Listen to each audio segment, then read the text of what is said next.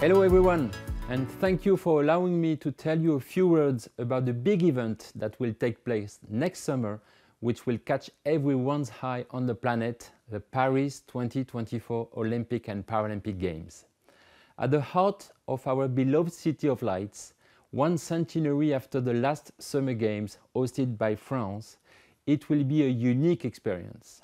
We all know the power and emotion of sports. In less than 10 months, those emotions will be back in France with the biggest event in the world. We are talking about 54 sports, 15,000 athletes, 208 delegations, 13 million visitors from all over the world. We all know the power of the games, of the emotions they convey, but with Paris 2024, we will push back the limits even more. Paris 2024 will truly be the Games of First Paralympic opening ceremony outside the stadium on the well-known Champs-Élysées and Place de la Concorde. Those will be truly unforgettable moments, such as the Olympic opening ceremony taking place on the Seine with its 6-kilometer parade, 116 boats, hundreds of thousands of spectators. We will have iconic and historic competition sites at the heart of Paris, les Esplanades des Invalides, the Gardens of Versailles, or at the foot of the Eiffel Tower.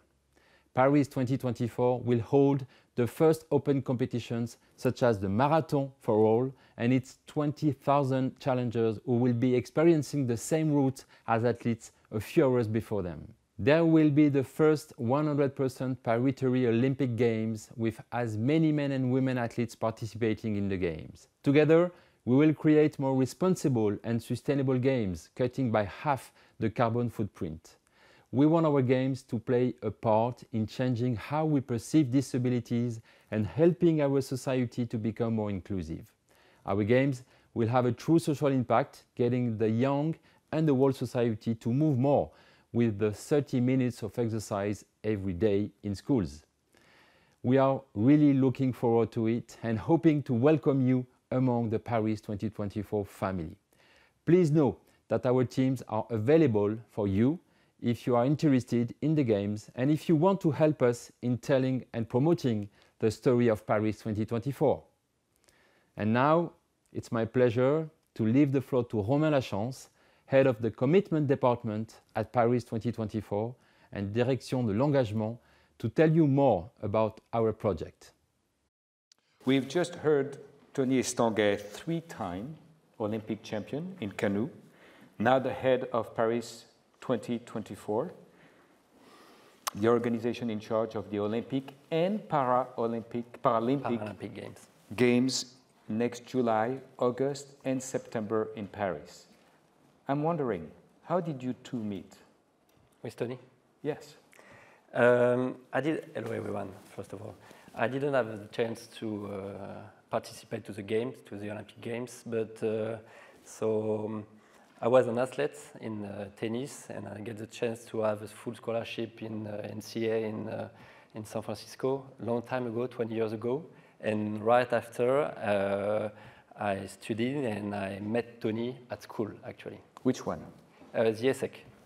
So when did he go to ESSEC? When did you two go to ESSEC? Because he won his 3 medals in 3 different Olympics. In 2004. 2004. Yeah. Well, we are very lucky to have you today. Thank you so much. I think we will learn with you what makes those Olympics so special. Olympic and Paralympic Games so special. I don't want to make that mistake another time.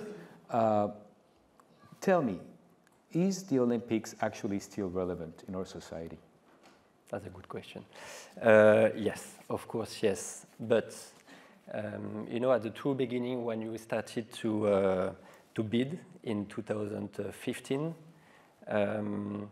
at the same time, the International Olympic Committee, the IOC, launched at the same time, they call that the Agenda 2020, that's the future of the game. They imagine the future of the game, around 40 new recommendations to have games more sustainable, more responsible. So when we arrived with Tony Estanguet, we thought about that and we present a new concept with 95% of our venues existing or temporary venues, which was huge at 95%. 95%. That means we have only 2 new venues to build versus between 6 and 12 sometimes for the Olympic organization. You know, only 2. The aquatic center, which will be where? In front of the Stade de France. Okay. And the village of the athletes, which is going to be transformed into 3,000 apartments afterwards. And then what we did is it's like when you start a new company, you know, you have to have your concept and then you have to define your vision. Our vision was very strong because we were like, we are not going to be here only to organize the biggest event in the world, but we have to have a purpose, a strong purpose. And we believe that sport can change lives. That changed my life. Mm-hmm. That changed, obviously, Tony's life and much more. And we think that sport can bring emotion, bring, obviously, many values of education, can fight against sedentary, etc. And our purpose is to put more sport into people's lives. Paris will host the Summer Olympics for the first time in 100 years. And when it did that 100 years ago, it was the second Olympic Games of the modern era.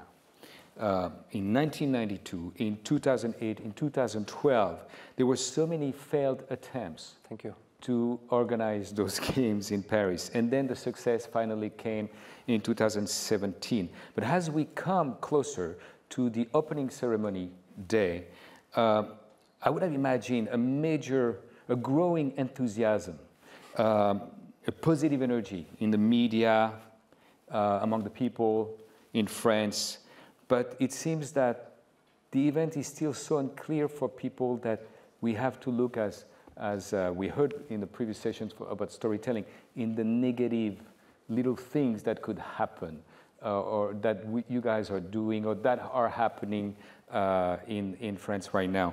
Isn't it a bit discouraging to you? That's the game, actually. We knew it, you know. We want to organize, I mean, the biggest event in the world, and we say that we are going to welcome the world in France. So that's normal. It's always the same, you know, in the organizing committee. In Tokyo, just before launching Tokyo and the opening ceremony, there were strikes in Tokyo. They never seen that before, you know. And as soon as I start, it was placed to the athlete, the competition, the performance, the emotion. So it's going to be the same. Obviously, I mean, we have like strikes in France, riots, security problem, bed bugs, that bad bugs everywhere. Like as everywhere. New Yorkers, they're so everywhere. We are not going to resolve like all the France troubles, you know, problems. But what we are sure that we need this kind of society project in France. We need it. We need because it's a positive one. We need for our children, and that's so important. That's why, I mean, the role of engagement is very important as well. But you've made, before we go to the engagement, you've also made, we talked about it earlier today, the decisions to organize some of the competition on the other side of the planet, in Tahiti. And obviously, you know, you talk about cutting carbon footprint, you talk about a lot of positive things, but one may wonder, why are we going so far away for just one or two sports? That's a good question, too. First of all, we wanted to have like competition everywhere in France and not only in Paris. That was the first time. For example, the soccer games, the soccer tournament, it will be in 6 different cities in France. And Tahiti, it was a decision.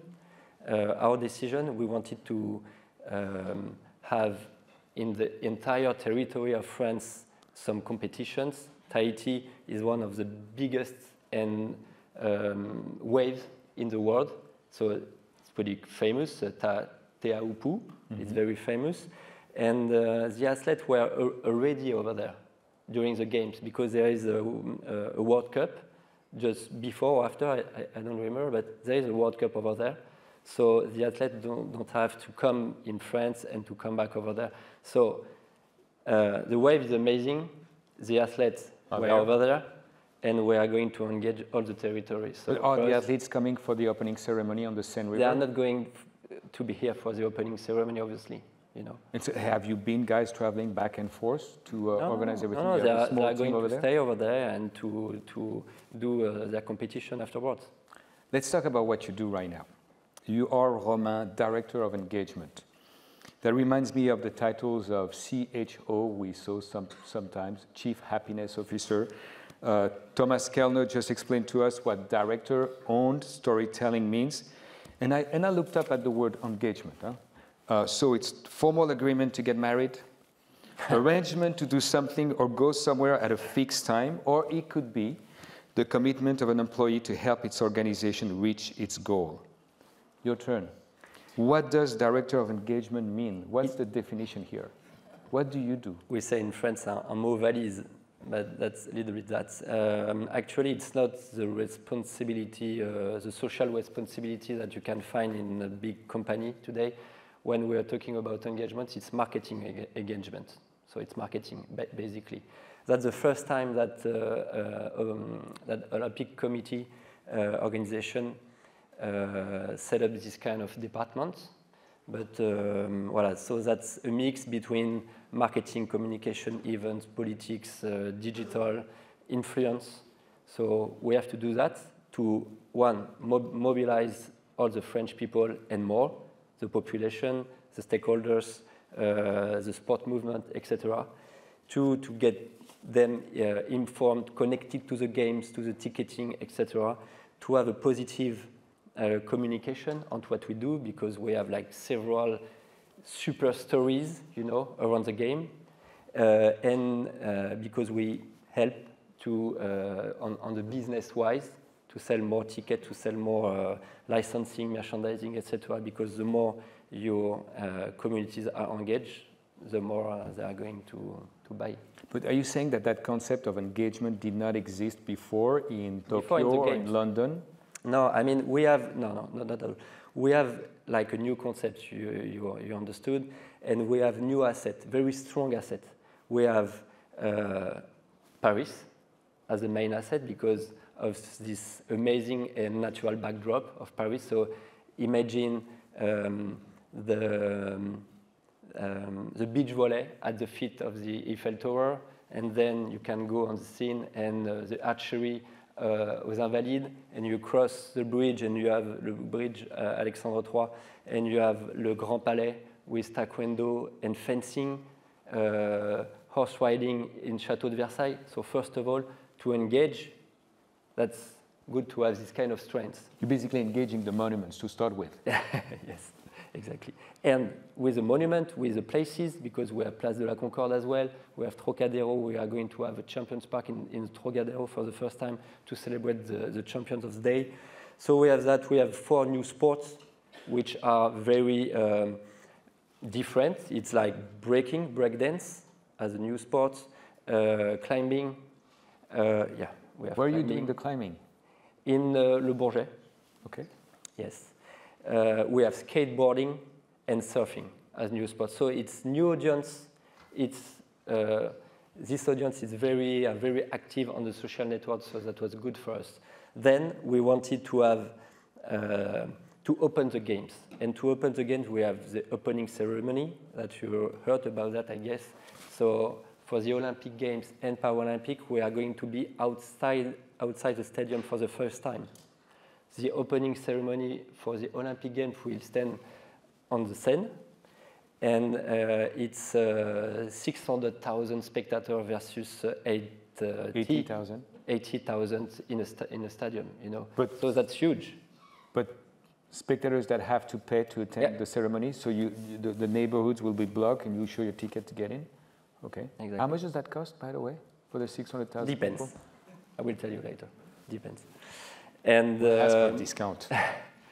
So we want to open the games. So for the opening ceremony, for if you guys are if you are, I know you don't like running. I know Marie runs a lot. For example, she's doing the marathon on Sunday, and you can. We are going to organize the first marathon for all, for the large public, at the same time, the same day of the real marathon for the athlete. So that's huge. That's what of the part of we want to open the games. And so we have 24,000 bibs for the marathon and 24,000 for 10 kilometers. So maybe you want to do the 10 kilometers more inclusive. Yeah, maybe I'll do the 10 kilometers. If Marie does the marathon, maybe I'll do the 10 kilometers. So, you know, we have these different strengths, and that help us, obviously, to engage people differently. All right, I get it. You're having one of the best stages in the world to organize the games, Paris, Tahiti, a few other cities in France where you're going to have the soccer tournament. But engagement, in concrete terms, how do you engage the audience you were talking about? Okay, I'm going to be fast on this part because I can do like 2 hours on this part. But basically, we have like 4 different steps, you know, to engage. It's not very original, maybe, but first of all, we are mapping. So we have a map of the ecosystem, and as soon as you get your map, you have to prioritize the population that you want to engage. If you want to engage everybody, you are going to engage anybody. That's simple. So at the true beginning, we were like, okay, the simple target for us, which one is it? We have this asset of Marathon for All, so we decided to engage the runners in France. It's like 8 million of people. The first That's sport, huge. I believe, huh? Practice. Sorry? Is that the first sport practice in France? Yeah. Yeah, exactly. Sunday jogging. So, yeah. And so we started to engage, you know, the runners, and then you extend your strategy, your engagement strategy to the fans of sport, to the experts, and to the FOMO, the fear of missing out, because it's a large audience for us, because it's a lifetime experience. It's one in a century. Yeah, that's the first step. I have Second step. Second step. We decided to set up some tools, some different programs. It was pretty easy. We were like, we have to engage the B2B part and the B2C parts.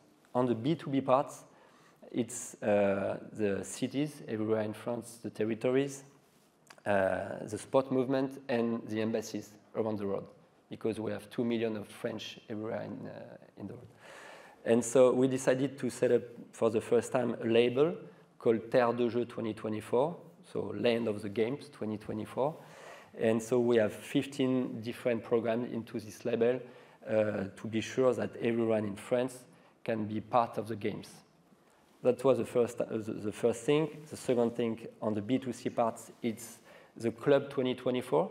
Mm-hmm. So that's a digital platform. It's totally free, you know, to get connected to the games, to get to try to have your bib for the Marathon for All, to be connected to our athlete, to our content, to our ticketing, etc., etc. And we are like 4.5 million of members so far. Mm-hmm. So that's pretty good.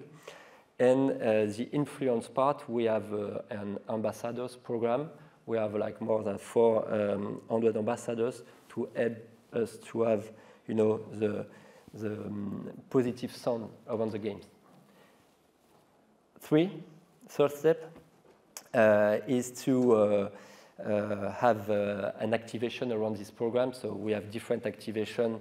So I'm not going to go further, but that's pretty huge, you know. And the last one is to communicate around our programs and to follow our KPIs. And to communicate, we have several different stories that we can tell and that interest pretty much media. And the KPIs, you know, we follow some pretty simple KPIs as survey. We have different surveys. Today, we have 70% of the population who are in favor for the game, so that's pretty good.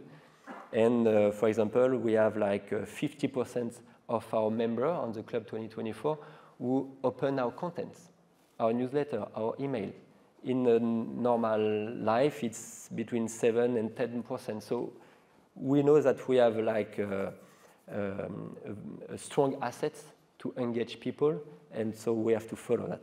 And what I understand is that you have a small team of 30 people, yep. And it's a minuscule part of the budget, but which has a very much it's a very much high percentage of the impact. Yeah. Impact is one thing, legacy is another one. What do you want the legacy of Paris 2024 That's to be? at the heart of our project from the beginning. I don't know if Alexandre Marcis is here, but he's part of the game from the true beginning with us. So from the economic part, we are going to have between 5 and 10 billion of economic-wise, so it's going to be pretty huge. We are going to have 150,000 job created for the games. On the health part, that's pretty important as well, because you know there is like a huge problem in France of sedentary. It's cost like 140 billion a year in France. So we have to fight against sedentary and inactivity. So we launched a program called 30 Minutes. We have 30 minutes at school. Every day now, every single school in France can propose 30 minutes of sport activities. Does everybody do 30 minutes a day here? Yes. There is one, yes, that's Marie. So that means you have a lot of people to engage.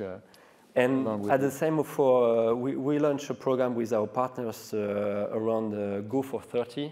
So that's the same thing, you know, and we have like 600,000 employees from our partners who play the game for Go for 30. And we can have as well a program called Active Design with Terre de Jeux 2024 in the center of city, you know, to make people move. To make such a huge event come to life, you need partnerships. You need corporations. Alexandre Arnaud was on stage. LVMH Group is one of your main partners. What do they expect from you? What do you expect from them, besides the obvious? Okay, maybe I can just go back on the budget. You know, we have a budget of 4.4 billion. It's divided into 3 main parts. The first part is the IOC contribution when you win the game. The second part is the marketing partner. And the third part is ticketing, licensing, and merchandising. So that's the budget. We have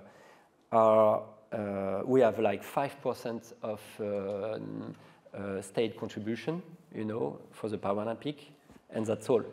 Afterwards, we have to find like partners and sell tickets. We have 10% more now for 50% because of the inflation, and 50% because we reevaluated the delivery of the games. But we have like 14 international top partners from the IOC, you know, for many Olympics. And we have 54 companies, partners nationally. And I don't know if he's still here, but I recommend you to follow LVMH, because in the following weeks and months, they are going to come out with some amazing stuff, and they help us daily to deliver amazing, incredible games. And I've seen actually some of your partners organizing sport events or competitions to win tickets to go attend the Olympics, which, by the way, leads me to one question. We are here in New York, and we feel sometimes it's a bit far away. How do I get a ticket? Besides asking you. You have to be a member of the Club 2024. So you go online? Yes, you go just online. We are going to put more tickets available in 3 weeks at the end of beginning of December. So maybe if the tickets are pretty expensive right now, they're going to have more tickets available in a few weeks. In closing, Romain, you've been working for these 3 months. Again, we're not talking about the 3 weeks of the Olympics. We're talking about the 3 months of the Olympics, the Paralympics Games. So July, August, September. You've been working on them for 8 years, I believe. Yes. What keeps you up at night? Tricky question. Sincerely, we did a great job, you know, on this engagement part with the team. And maybe we realized, like, already realized 90% of what we want to deliver. But there's still like 10%, you know, 10% during the games time. That's the most critical ones? Yes, exactly. The 10% that we give you make the difference, give you the impact that we have in our mind, you know. So I'm the tennis player, so sometimes I say to my team, it's like you play against #1 of the world, maybe, you know, and you are up to 5-5 in the third set. So, and you are like, you have the choice. You're like, wow, you win I'm or you lose. 5-5. That's amazing, you know, I play so well. That's good, no? Or you are like, okay, I have like 2 more games. So that's now, you know. So I have this mind of thinking with my team. So that's, for me, that's what is going to be very important in the following months. And the second thing, to answer to your question, is what I'm going to do next. Exactly. Come end of September, you're on vacation? That's over. Yeah. That's meaning over. you I don't know if won't we will work be in with the vacation. Olympics again? I don't need vacation, actually. I don't need it. But I don't know what I'm going to do. But you could work that's for part the of the game. IOC? Maybe. The IOC, large corporations. Could you take that model of engagement to a big organization? I would love to do it. Yeah, maybe. And you think that's something needed in organization, to follow a model where you engage with the French population, but it could be, or the partners, but it could be engaging with consumers and employees in a different way? You can extend this strategy, and we work already with Milano Cortina, because they are going to organize like the Winter Games in 2026. So we know we have a legacy plan with them and with Los Angeles in 2028 as well. Romain Lachens, are you guys ready? Are you getting there? We are ready. We are prepared. We are ready. That's the game. You know, there was a famous journalist who would end his television programs with one beautiful sentence. He would say to you, Romain Lachens, good night and good luck. Thank you very much. Thank you very much. Thank you.